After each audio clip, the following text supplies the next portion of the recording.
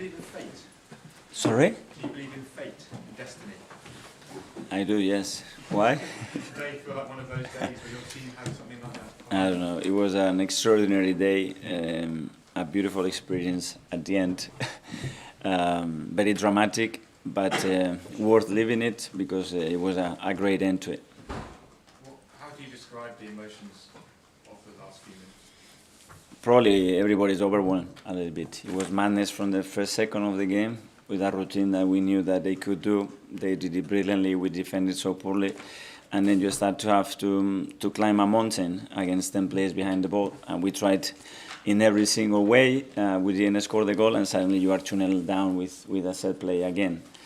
And after that is, don't lose the shape, don't lose the discipline, and start to do all the simple things right and try to score the first one. And we did that, and we showed a lot of maturity and resilience to do that. And once we've done that, then the atmosphere and the place changed the energy. And after that, it was, okay, let's go for the second one. We generated a lot of situations. I think it was 31 shots in total. And we scored the second one. It was, okay, throw the toys out and let's go for it. And I thought the subs made a huge impact today. So happy for Reece after the difficult months that he's had. And an incredible day at the end. I think that's the fifth time this season you've come back from a goal down to win the game. What does that say about the character of these players? A lot. I think the team showed, an individual showed today a different level of willingness to win, determination, and as well initiative. Because when the game gets ugly, there is a moment that you can lose momentum, you can start to hide and start to navigate through the game. And the players didn't do that. They wanted the game. They wanted every time the ball, they took risks, they took initiative, they kept trying till we broke them down. So it was great to see that from the team. And how is your heart rate after that game, Mikel? Because you must love and hate these last-minute winners these days. Crazy. It's like you lose sight of where you are. I started to run and I didn't really know what I was running to. And then I saw a kid here next to me. Then I give it to security. But just looking the faces of everybody, the staff, the players, our supporters with that smiles, that joy in their eyes, it's just great to live. And you mentioned Reece and the journey he's been on, how incredible moment it was for him as well as an individual.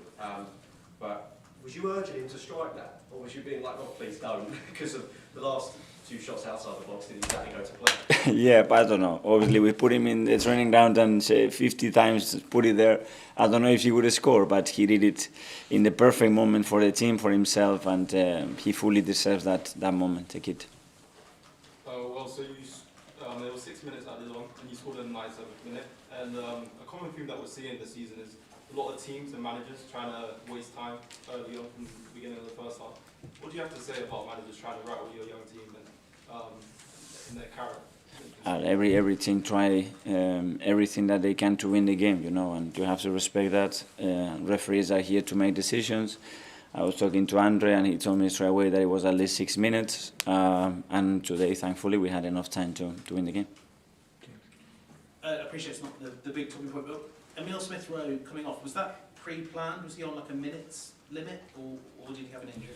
No, obviously we didn't plan to throw him in so early in the game, and we knew that obviously it was difficult for him to last for 70 minutes on the field after missing 5 months almost of football. But I think he had a good impact in the game, and at the end I felt that we needed something, especially on the left, because we were lacking threat and attracting more players into that side, and that's why we made the decision to bring Reece in. Okay, you've been here a long time as a player and as a manager. Have you ever seen or heard the stadium like that? Is that ranked as the very top moment in the stadium? Probably yes, the loudest and the most emotional moment that we have lived together. Obviously, the journey that we've been in together, and how the supporters and the team are gliding together, adding the important moment that we had today, it was really special. And just on Leandro, is there any update on him? Obviously, without Eddie as well, that's a bit of a worry, isn't it? Yeah, it is a worry. Obviously, he came to me straight away and said, listen, I cannot continue. I felt something when I was striking back after the corner, and we had to take him off, so we have to assess him and see how he is. Yeah. Just on Reece again, I remember almost from the moment you walked through the door, you always spoke very warmly about Reece and how highly you rate him and stuff.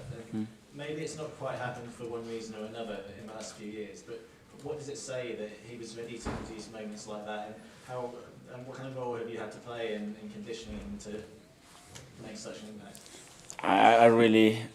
I always saw the potential, the talent, and the desire for him to do it, but I think he's in a different level right now. I think emotionally, I think the experiences that he had helped him, and football-wise, yeah, it was my decision the last 2 games not to put him in the squad because we had other options. But he's knocking on the door. He's been training really good, and it's a good lesson for me and for the coaches as well that we need him and that he can really be important in the team. And just on that first goal that Bournemouth scored, it must have been a bit weird to concede like that after 9 seconds, right? Credit to them. They try very different things on kickoff. They have routines for every single set play, and I'm sure they worked on it. And today they scored a really good goal and really poor from us. Obviously, when Emil came on, Gabriel Martinelli went in centrally. If Trossard is going to be sort of a long-term thing, is that potentially an avenue you see moving more centrally to with all the injury? Well, the way they were defending, we thought it was the best way to do it. We have alternative. Emil can play in that position as well. We can move players. We have Reece as well now that can give us width and threat in wider areas. We'll have to assess. Every opponent will be different. Now we have Lisbon, a really tough match. So let's hope that we get 1 or 2 back. In wins like this, how do you maintain focus for the next match? Focus? Yeah. First, enjoy tonight, please. I just told everybody, have some fun. When you go through moments like this, you have to enjoy it because it's not a lot in football. And tomorrow we go back to work. James, nice one. Sort of following on from that, what can the manner of a win like this, winning it so late, coming back from 2-0 down, do for the belief and the momentum in a title run? Yeah, that's 4 in a truck, and winning 4 games straight away in the Premier League is very difficult. We've done 3 in a week, which is even harder. And we've done it in various ways, and that should generate more belief that today a lot of things went against the team. Our fault in the first one, then the fact that we were in scoring, the situation with Leo, then in the first set play that they had when they scored, and the team still found a way to win the game, and that's really positive. Thanks, everyone. Yeah, thank you.